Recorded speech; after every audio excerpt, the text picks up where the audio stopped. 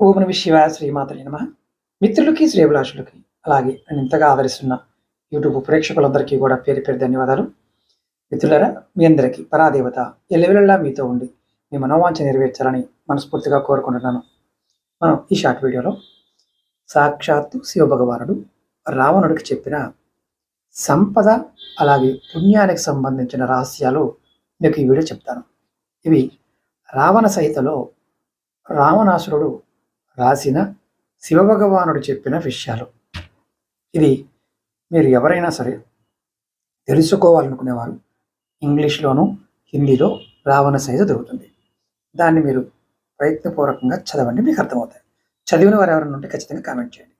ఇప్పుడు షార్ట్కట్లో చెప్తున్నాను, తర్వాత పెద్ద వీడియో కూడా చెప్తాను నియమాల గురించి. సంపద అలాగే పుణ్యం, ఈ రెండు గురించి స్వామివారి చెప్తాను. ఆర్థిక స్థితి, పుణ్యం అలాగే కుటుంబ బంధాన్ని మనం ఎలా కాపాడుకోవాలో స్వామి చెప్పారు. ఒకటి కర్మబంధం. కర్మబంధాలంటే మనం ఏ పని చేసినా నీ ఇష్టదైవం పేరు మీద చేయాలి. అందువల్ల ఆ కర్మకు సంబంధించిన ఫలాలు నిన్ను ఏమీ అంటుకోవు, అంటే భగవంతుడే తీసుకుంటాడు. రెండవది, భోజన సమయంలో చెడు మాటలు మాట్లాడకూడదు, అబద్ధాలు చెప్పకూడదు.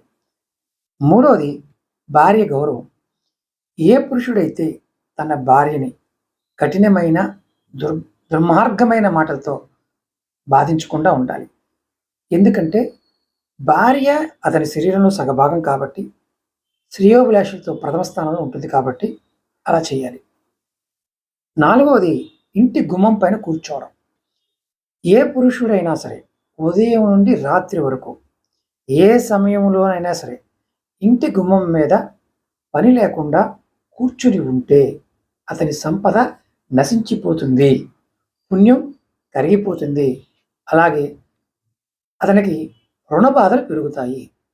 ఈ రహస్యాలు రావణుడికి తనకు కలిగిన బాధ, అట్లాగే దేనివల్ల కలిగింది ఇదంతా?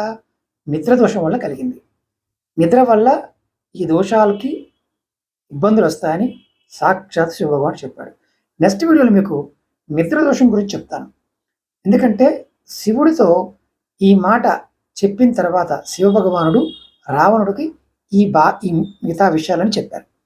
కాబట్టి మనం కూడా మన జీవితంలో ఖచ్చితంగా ఈ విషయాలు పాటించాలి. అప్పుడు సంపద, ధనం వృద్ధి చెందుతాయి.